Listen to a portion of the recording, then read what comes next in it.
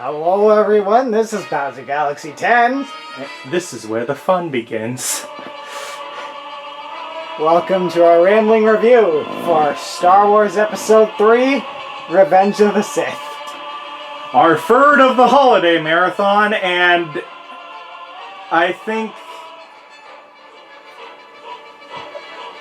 I haven't watched 4, 5, and 6 in forever.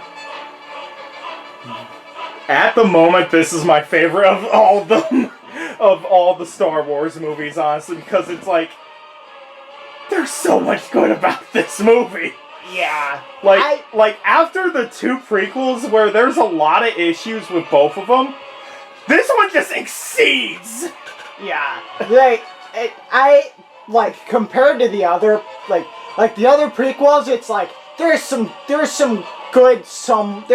good parts in there, but it's kind of a mess. If you just this is almost the opposite, where it's like there are some serious problems. There are a couple problems, but most of the time it is a fantastic movie. Yes.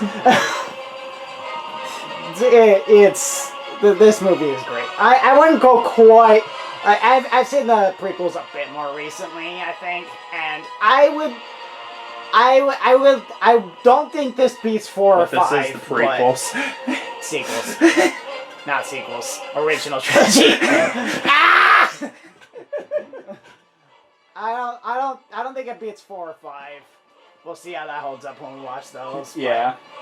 I can say this probably beats 6, though. I can see this easily beating 6. It's at least in the same ballpark. Yeah. This is... for me. I love this movie. I love it so much. So, first off, the effects. This movie still looks great. Yep. What is it, 17 years later? Around there, probably. Yeah. This movie is pretty... It's beautiful. Yep. And the fight scenes are very well choreographed. Considering. Yeah. The one you see on screen is... It's almost like a microcosm of the movie in a way, where it's like, there's one or two things where you're like, what the frick are you doing? That's so stupid! And then the rest of the fight is just incredible. Yep. Spin lightsabers 2 inches in front of each other. Why did they put that there? So, the rest of it is incredible. Who first? Dooku, since he was there for 5 minutes. Dooku is Dooku. Dead. Christopher Lee, for the little bit he's there, he does his awesome Christopher Lee acting. It's like, you can tell he is like, and you can tell he is like real, like for the fight you can see he's pretty excited for it. You can see the excitement on his face, and it's pretty cool. And the other thing that I really like is like when Anakin cuts off his hands, the face he makes. I'm like, he's like, ugh! Like it. You can see like the combination of like pain and like, oh shoot. Yep. and then the shock on his face when Palpatine says to kill him, and it's like that moment he realizes, like he's like, what? Oh shoot! Oh no, this makes total sense. Of course he's gonna do it. Oh fuck! And he's like, oh yep, no, I'm dead. I see red flags poking out of me right like, why did I not see this coming? Yep. Yeah. So he's only there for like 5 minutes, but boy, he makes it work. Let's go for another character that has not too much screen time, but is still important. Grievous. Grievous is pretty cool in this movie. I feel like you're missing a lot if you don't go for Clone Wars watching. Yeah, especially the original Clone Wars series. Yeah. Oh my gosh. Holy shit. If you have not seen the original, like, his first scene, it is a legit horror scene. It is incredible. Like, you know how everyone thought Darth Maul came out of a horror movie? Grievous is the horror movie. It's incredible. Also, he literally one-shots Shaggy. Wait. Huh. He one-shots Shaggy.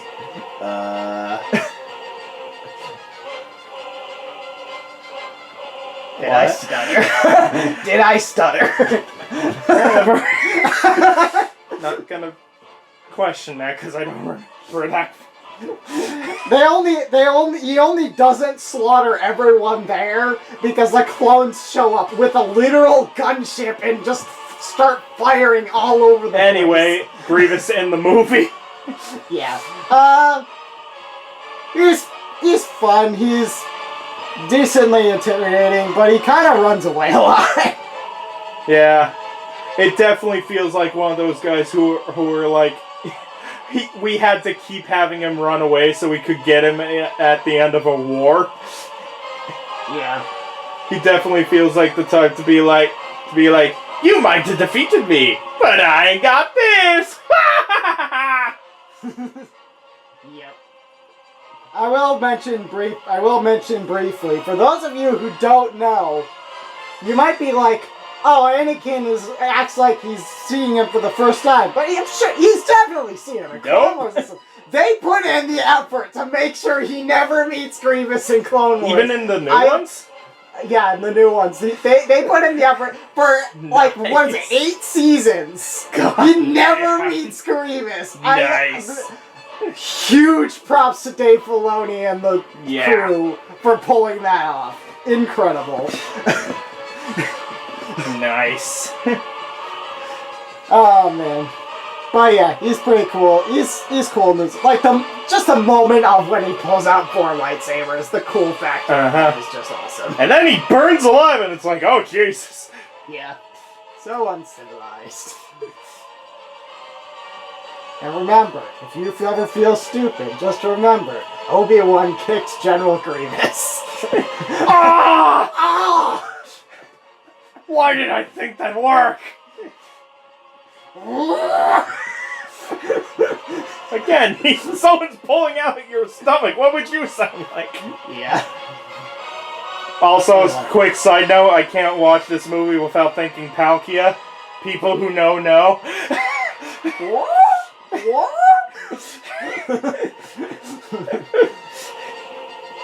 Anyway. Like, I remember watching Rise of Darkrai the first time and being like, wait a minute!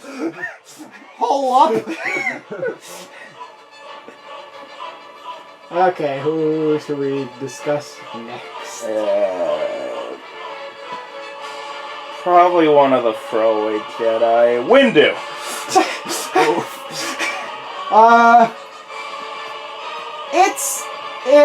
I like how he, like, doesn't really know how to handle Anakin very well. Yep. It's, like, you're like, but it's like, at this point, he's treated Anakin so poorly that it kind of feels like he really doesn't have any option. Like, once Anakin comes to him and is like, Palpatine is a Sith Lord, Mesa's already dead. There's nothing he can do. A Sith Lord? There's freaking nothing he can do at that point. Yeah. Anakin's going to turn. He doesn't have them. He can't, like, keep a Jedi there to stop him from going because he needs all the people he can get to take down Palpatine. Yep. I mean, heck, he barely manages to take him down even with all the Jedi he has. Mm-hmm. Take him down as in disarm him, and then Anakin shows up. Yep. But I did like the thing where he's like, stay here. I know if you come with me, I'm gonna get killed.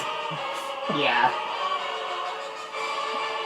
Or it's like, you will have my trust if you're right. Sure, he will. Sure, he will. But he just doesn't know how far invested Anakin. Yeah, he doesn't know how far gone Anakin is. Yep. And then has his own emotions betray him at the end. Where he's like, he's gotta die! Yeah, it's really cool that after Anakin kills Dooku, Palpatine's like, he was too dangerous to be kept alive.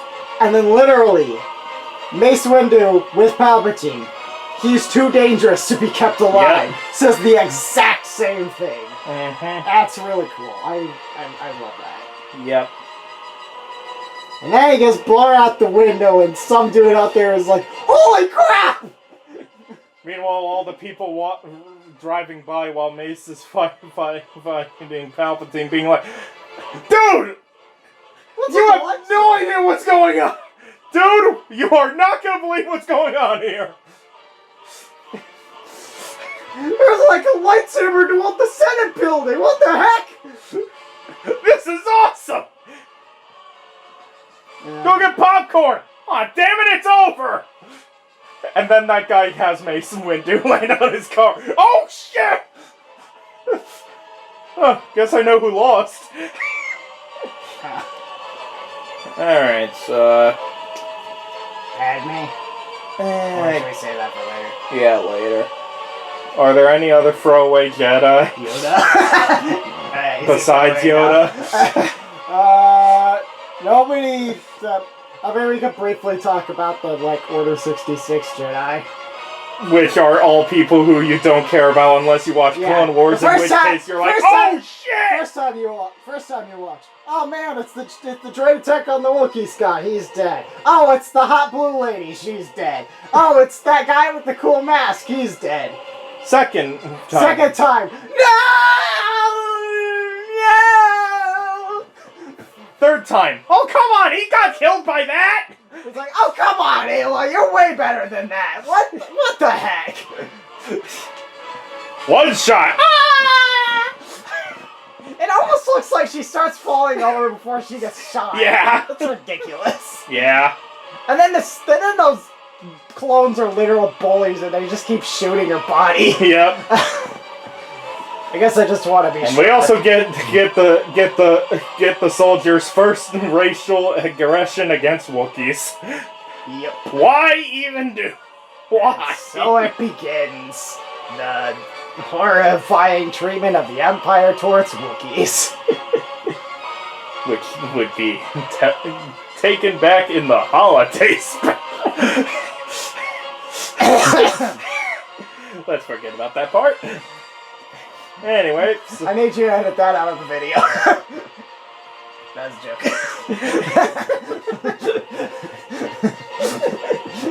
Anyway.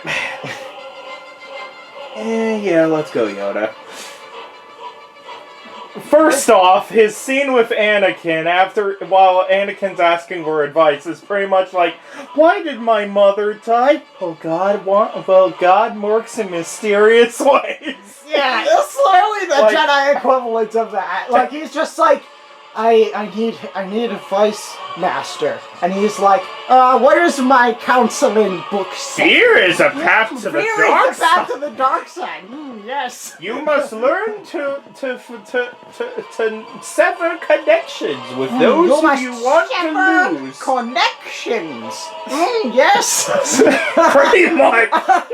And Anakin's like, can't you just talk to me like a good dad? Why can't you be a good dad? Look, I'm not one of the younglings you're teaching at a temple. Oh man.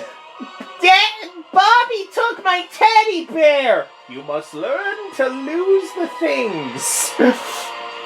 That's where you become a true Jedi. That is one thing that I really like about the prequels, and especially in this movie, is how much you're like, the Jedi are screwed up and it is obvious. And you can see, the Jedi are screwed up and it is pretty obvious. And it's also obvious that Palpatine is fully aware of that and he is taking a heck advantage of it. I do see why people are kind of pissed about it after Yoda seemed like this wise sage in Episode 5 and then everyone's like, he sucks! Yeah, I think what they're going for is that he thought he was he thinks he's a wise sage, but he's not as wise as he thinks he is, and this is where he learns some humility and becomes actually as wise as he is in Episode 5. Remember, After this, he has 20 freaking years to think about how things went. And he goes crazy. I mean, though that's mostly probably isolation. Think about how it was being isolated for 2 weeks. Imagine 20 years of isolation. Yeah. Yeah. But yeah, it's cool that he has like his own arc. Alright, let's go another one. Palpatine. Yeah. Palpatine's incredible. I love him beforehand, and then he becomes a hammy bastard who's chewing the scenery as much as possible. Yeah, like the first half of the movie, you got to see him be deeply cunning, devious and cunning, and it is super cool. Yeah. And then the second half of the movie, he's just the hammiest villain, and it's incredible. Master Yoda, you survived. Like, it is incredible. He is such a... It's like that Master Yoda you survived part is like, Master Yoda, I have to keep up appearances. Wait, you survived.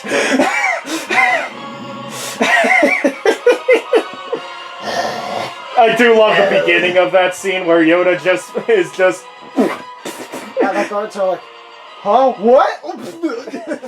And then the blue guy's like, He's like, can I leave? Go ahead. Okay, bye. Get my coffee Okay, ready. bye. Get my coffee. As you wish, my lord. Also, I don't think we can go through Palpatine's without saying... Plagueis the Wise story. Remember the tragedy of Darth Plagueis the Wise. That is one of the best scenes in the whole series. It is like it's one of those things where it is memed to death, and you like you hear it out of context, and you're just like dying laughing every time, and then you see it in the actual movie, and you're like, oh my gosh, this scene is actually incredible. There's several scenes in this movie like that. Yeah. where it's hilariously memey when it's out of context, but then you see it in context and you're like, oh my goodness, this is masterful filmmaking. Like there are many people who say that's the best scene in all of Star Wars. It could be. Like there are very few things wrong with that scene. It's really the only thing I can make fun of is what the hell that show is. I realized it was like they're like bubbles. but there's like you can see like little fish creatures like jumping between them and stuff. I imagine it's kind of like an acrobatics show kind of thing. It looks kind of cool actually.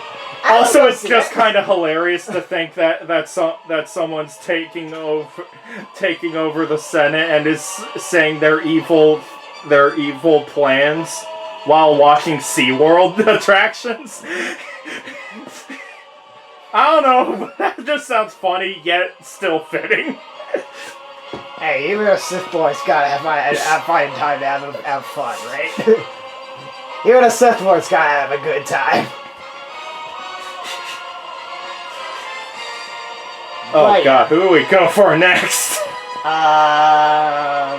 Let's do Padme. Padme, yeah. First off, I want to address the fact that many people hate the scene where she tells Anakin she's pregnant, and I'm like, what? Why? What do you mean? That is like my poster child scene for Hayden Christensen's good acting. He's not happy about it. Why would he be happy about it? And actually, yes, he is happy about it. He's just also like, oh shoot, everybody's gonna find out. What do we do? I'm not one that hates it. I just know people do hate it, and I'm like, why? It's like that moment is. That's one of the best moments in the movie, in my opinion. Yeah, I know. It's like so well done. What do you mean? Yeah, I'm like, What? Like both of them are like, this is amazing. We're having a kid, but also, what are you going to do? This is going to, but this changes everything. We can't keep our lives the way that it is right now. Someone's gonna realize that I got kids. Yeah, like.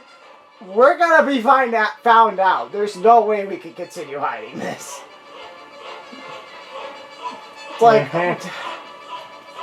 and another thing people hate is Padme just randomly dying at the end, where it's like, we're losing her. I don't get it. Stupid. I honestly think that's just the medical droid saying, she's medically healthy, but we're losing her for some reason. I'm like, okay, if that's all you had, I could see why. Like, if you have that, and then she dies for some reason, I'm like, okay, yeah. It's called not being in the original trilogy-itis. Yeah, it's like, and that makes it sound like what the memes say, where it's like, I'm sad, darn, I'm dead now. Which, yeah, if that happened, it'd be sort of stupid. But then you realize she got choked out and is under a lot of stress. Yeah, let's think about this. It has been a very stressful war for 3 years. She's constantly communicating how she feels like the Republic's been... even in episode 2, she's like, I feel like the Republic is starting to go down a weird path, and it only gets worse in the 3 years since then. So she's like, the Republic is kind of falling apart. Hell, even since episode 1, people have been after her head. Yeah, that too, and she has the stress of Anakin's off at war. Who knows if he's gonna get killed or something. And then all this craziness with, like, Anakin has these dreams, he's super stressed out. She probably is thinking about, oh, I might actually die because he has prophetic dreams. I might actually be going to die. I don't know if my child is going to survive this either. Like, what a shock! And then Anakin turns to the dark side. The Jedi Temple gets set on fire. Palpatine might be a Sith Lord, and then she goes and meets Anakin, and Anakin actually has her to the dark side, and he freaking chokes her out. What do you freaking expect? She's on, like, I'm not like, you add that up, and yeah, she's 100% dead, but you add that up, and she probably is in a condition where it's like, does she really want to survive longer? Yeah. Like, do you see what's going on in her life? Yeah, and like, all that stress plus being took out that's not gonna do great things for your body. Mm-hmm. And then she has to give birth, which is also really hard on your body. Mm-hmm. I totally buy that she could die from that. Yep. It's just a medical droid saying stupid things. Because it's a robot and doesn't understand feelings. And George Lucas's voice acting. The problem I have with that is I feel like they would be able to. They'd be able to detect, like, oh, because of, like, stress and anxiety and stuff she had, like that's going to have physical symptoms that the medical droid be able to tell. And also the fact that George Lucas doesn't write things very well. Yeah, I think it's stupid that the droid doesn't understand why she's dying. Yeah. That I think is stupid. Yeah. I think it totally makes sense that she did die. I just think it's stupid that the droid doesn't understand why. Okay, I want to say one other thing. Yeah. She does kind of sit around and not do a whole lot for most of the movie, but well, I mean, what would she be doing? Yeah, I don't know what she would be doing. I mean, she's pregnant for the whole movie. I don't know what you'd expect. Yeah. Alright, so, let's go for an easy option. Hello there. Hello there. Obi-Wan is amazing. Obi-Wan is the bestest person. I love Quippy Obi-Wan. Quippy Obi-Wan. It says something when all of his quips actually kind of work with the scenes. Yeah, it's not like it's memey and funny and How goofy. could this happen? We're smarter than this. It's memey and funny, but it totally works. You have a plan B. Yeah, and I also want to say, like, a lot of his quippiness, especially early on in the movie, you're like, yeah, you can totally, like, honestly, in episode 2, it kind of feels like Obi-Wan and Anakin. I really think Obi-Wan and Anakin, their relationship as Master and Padawan was, like, really, really strange. Mm-hmm. But then once Anakin became a Jedi Knight and they didn't really have that exact relationship anymore, I think not having that aspect of it, I think they got a lot closer after that. And Let's talk about the relationship after the characters, because obviously that relationship is a big part. Yeah. But, what else? Obi-Wan's just amazing, though, like... The guy just kind of heads to a planet and is like, "Hi! Hello, evil army! I'm in your home base! How's it going? Again, just... Bro, what you gonna there. do? Just hello there. You must realize you are doomed. Oh, I don't think so. Obi-Wan's incredible. Yeah. And Ewan McGregor is an amazing actor. Yeah. I don't know if I've ever seen him do anything other than Obi-Wan. I don't think I need to see anything else to see that he's an amazing actor. Every time I see him as Obi-Wan, he's just fantastic. Yep. Okay, now for the part that's gonna be like about 20 minutes. Anakin Skywalker. The make or break part of the movie. Guys, Hayden Christensen is a great actor. It's the script. And honestly, I think it's a much improved in this movie. Yes. Like, man, he is, and I don't even think it was that bad in Attack of the Clones. But it was mostly Padme's fault in Attack. Yeah, but yeah, he's got his own quippiness to him, which is fun. This is where the fun begins. Yeah. And yeah, he's cool. He does yeah. I think he's a good amount more likable in this movie, which is cool.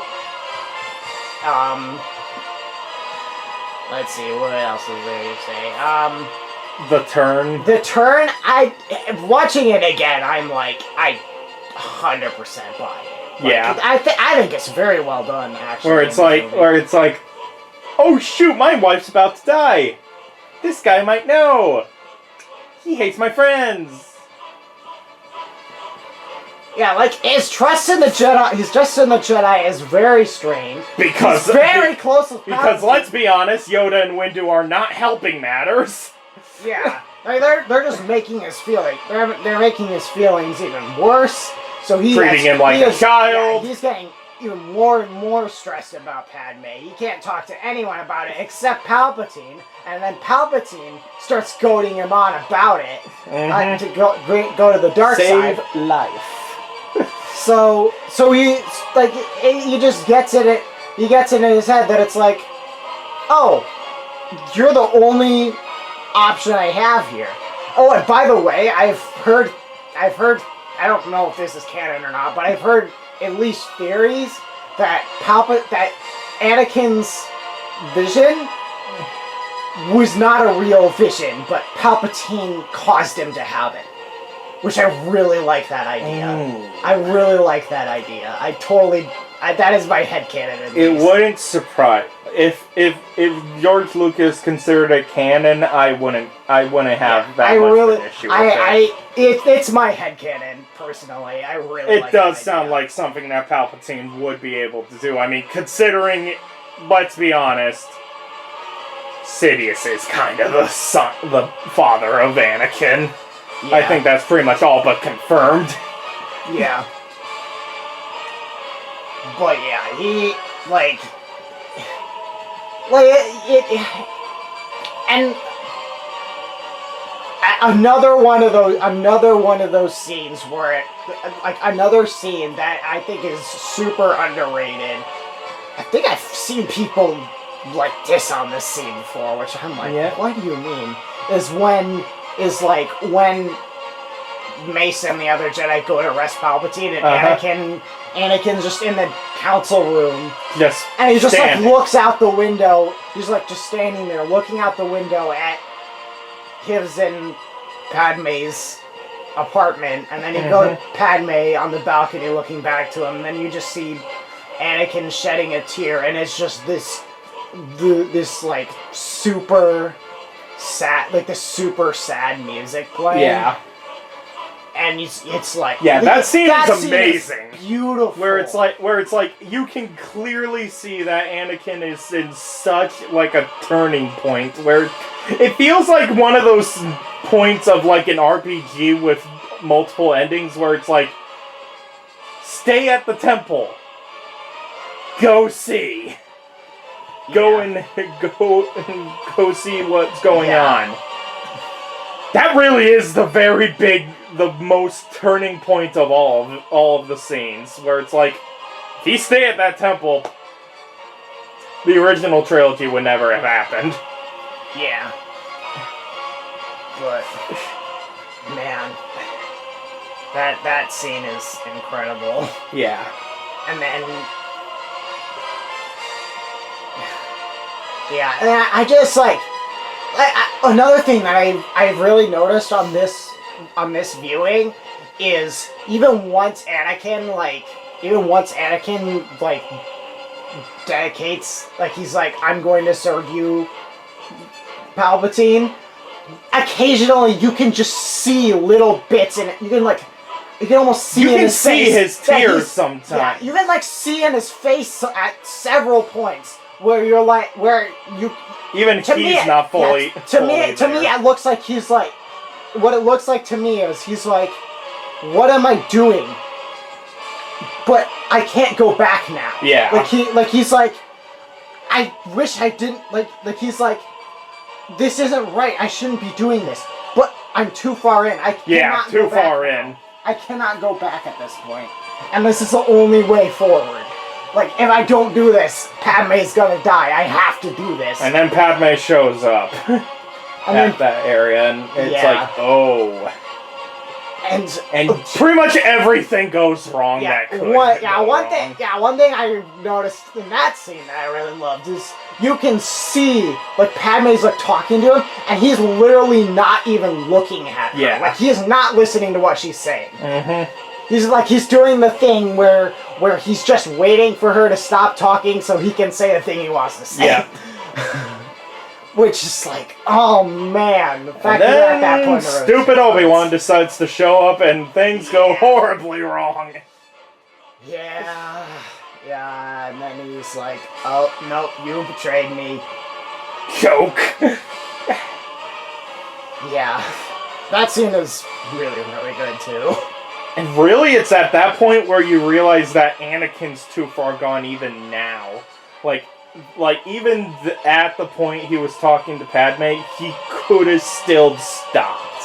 He couldn't go back, but he could have stopped. After he chokes out Padme, there's no going back. Yeah. Like, he's literally just lost everything. Mm-hmm. Like, that's just it. Yeah, and then the whole thing with Obi-Wan and Anakin. The worst, like, the part that hurt me the most was me realizing that the scene where Obi-Wan heads off to get Grievous, is the last time he sees Anakin Yeah. before figuring out he's killed like 90% of them. Yeah, just imagine, like, you're like, I am so very proud of you, Anakin.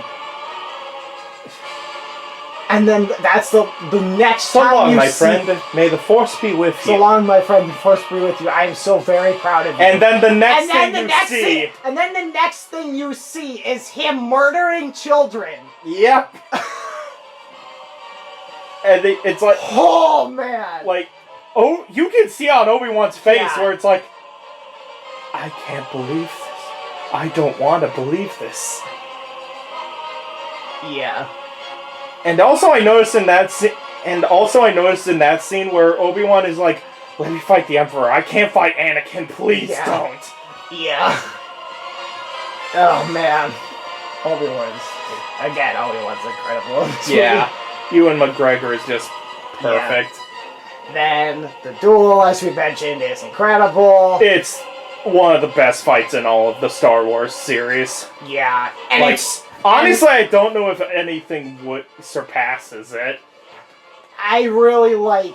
I'd say Darth Maul, but not much else. I have a lot of love for Episode 5 duel, but...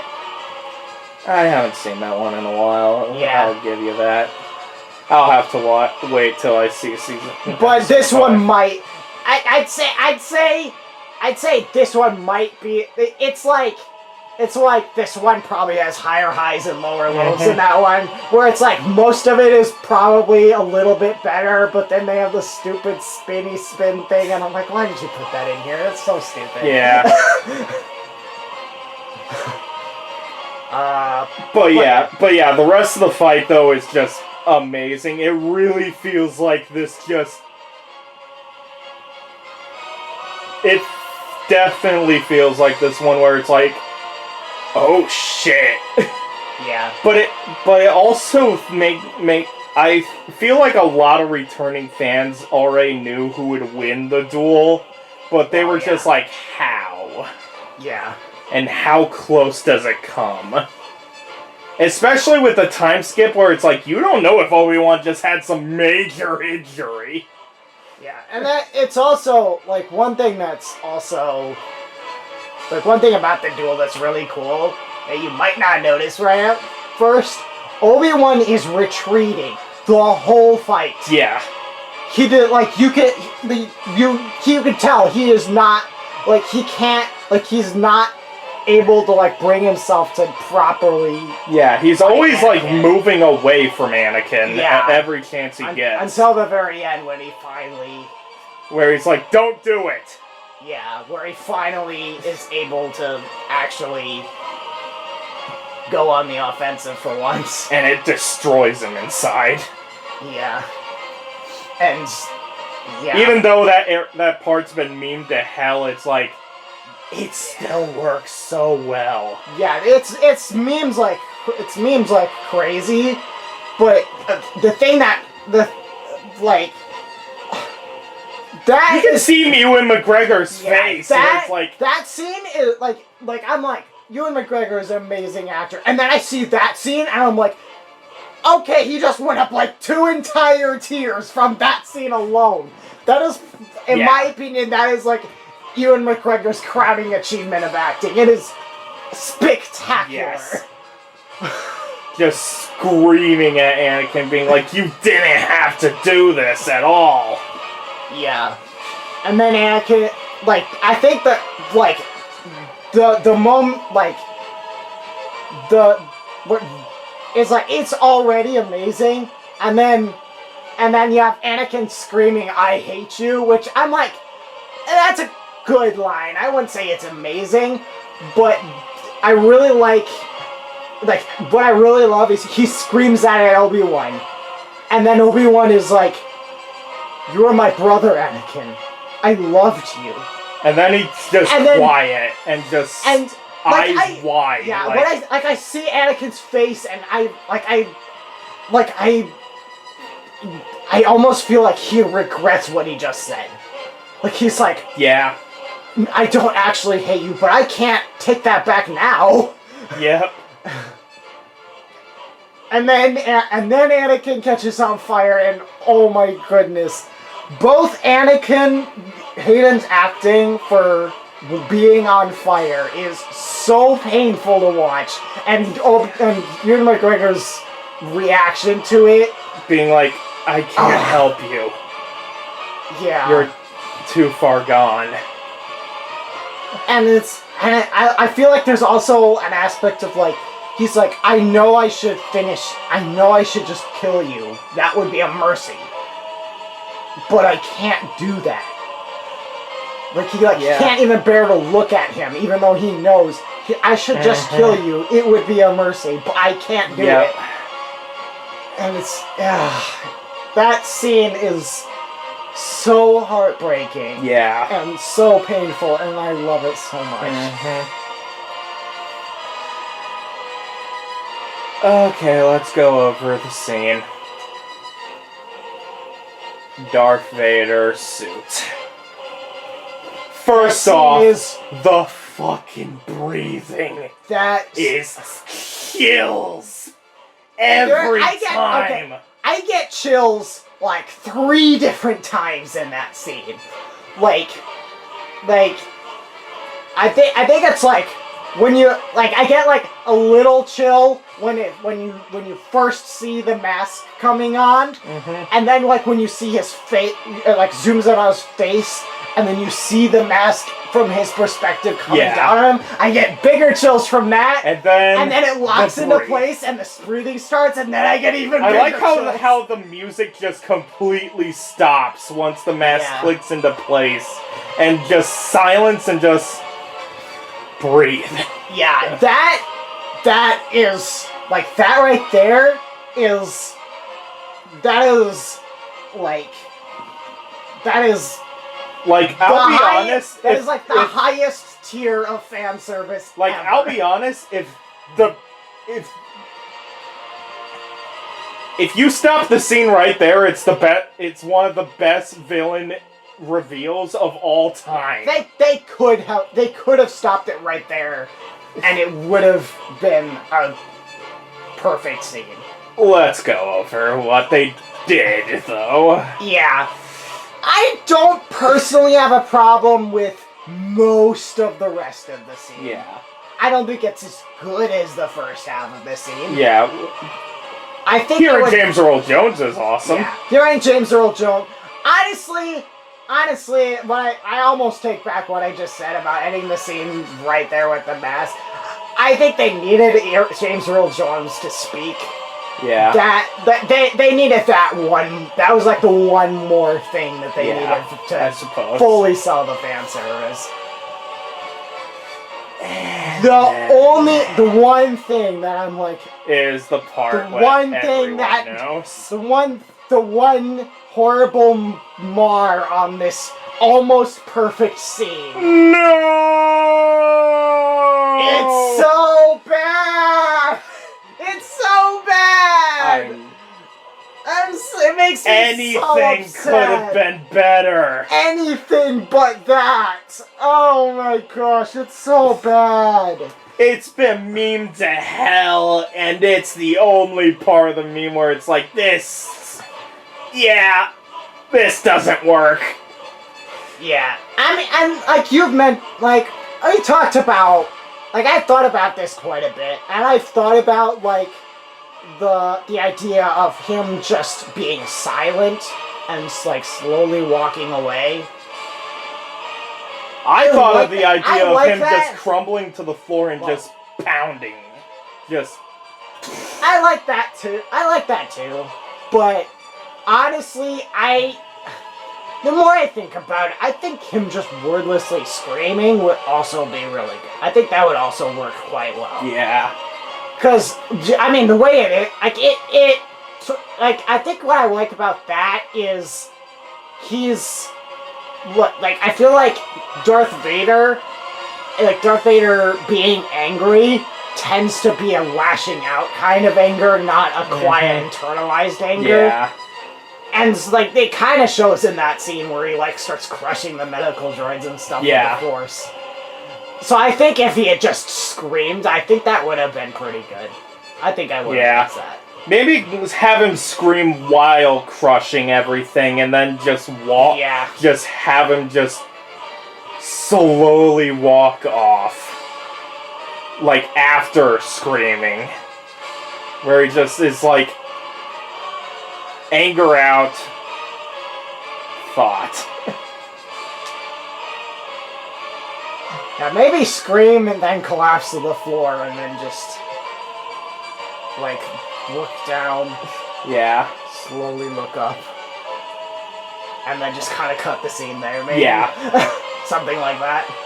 Anything but no. Anything but that. That is like the worst thing you could possibly do. And they chose. That was literally the worst option, and that's what we got. I don't think anyone's ever been able to defend that part. Yeah, it's just bad.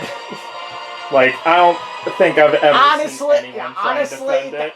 Honestly, like, all the criticisms of this movie, I think there are some criticisms where I maybe partially agree with them. There's a lot of them where I just completely disagree with them. That's the one criticism where I'm like, you are 100% correct. I have no argument against you. It is really bad.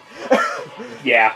I almost say it's even worse than you say because of the scene it's a part of. Because the rest of the scene is so good. As I said, this is so like, bad that it's if it cut out that no, it'd be like the most perfect villain reveal.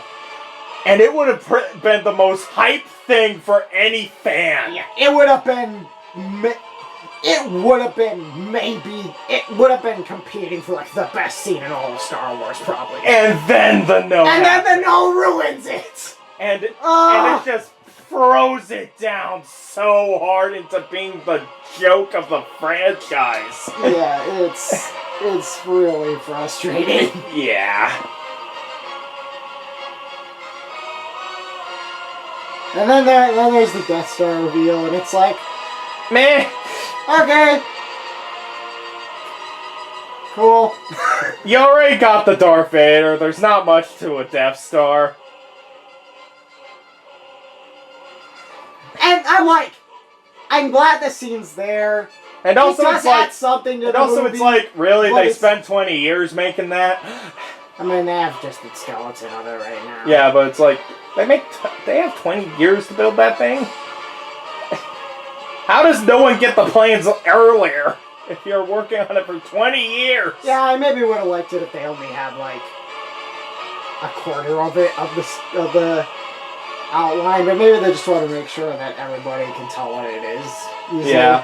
Maybe just have the plans there, then.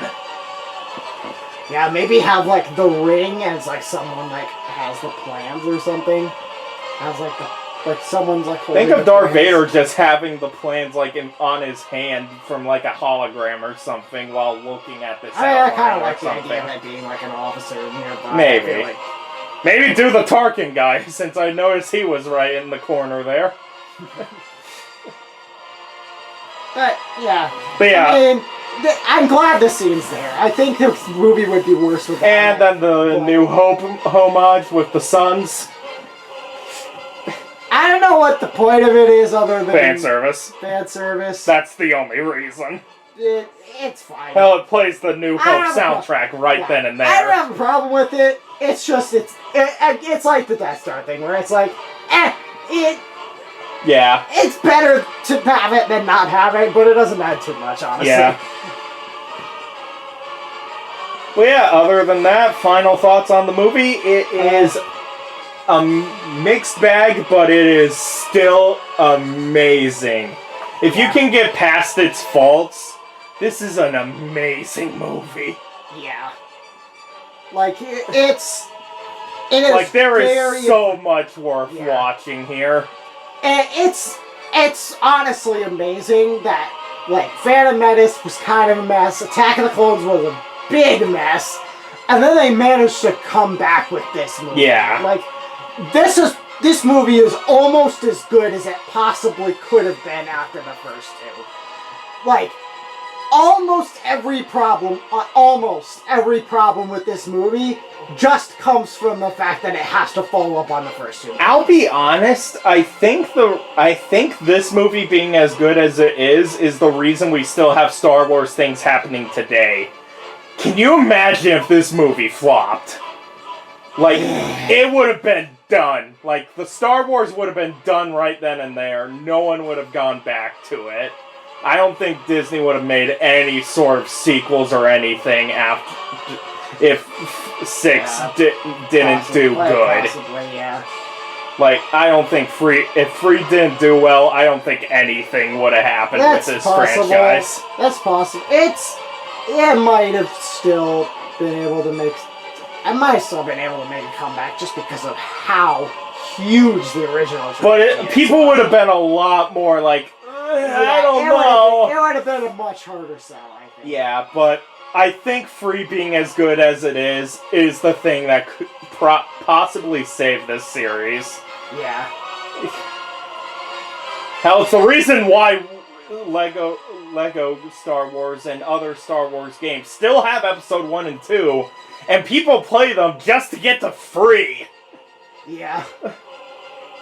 I will also mention one other thing that we didn't really see because we didn't watch the credits.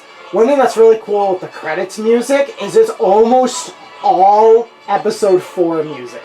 Yeah. Which is really cool. I love that. Mm-hmm. That it's like reminding you of what's coming up, of what is coming up next, and the little spark of hope that there still is. Yeah. Which is, it's really cool. The credits. Honestly, it's a perfect way to end like a soundtrack. prequel trilogy. Is to have new fans wanting to go back to the older movies, and older fans getting that last thing of nostalgia. Yeah, getting that last nostalgia pick of nostalgia for the older fans. The original version. So yeah. Revenge of the Sith is I love awesome. this movie. This movie's awesome.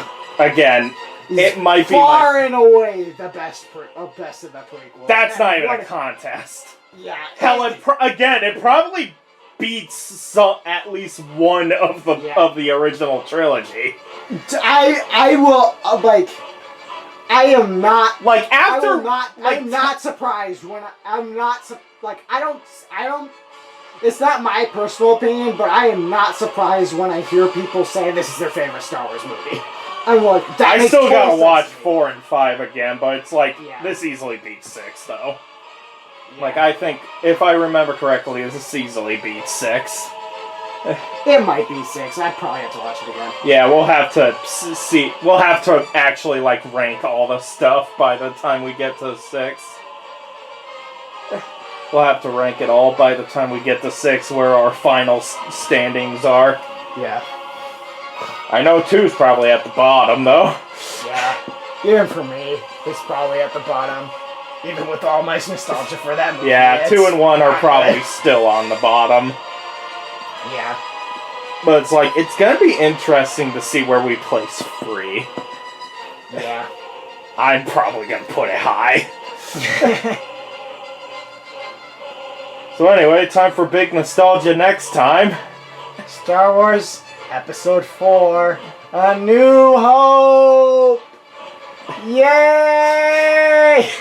Yep. I am very excited for that movie. It's gonna be so fun watching that trilogy again. Yeah. Like with another eye. See you guys then. Take care.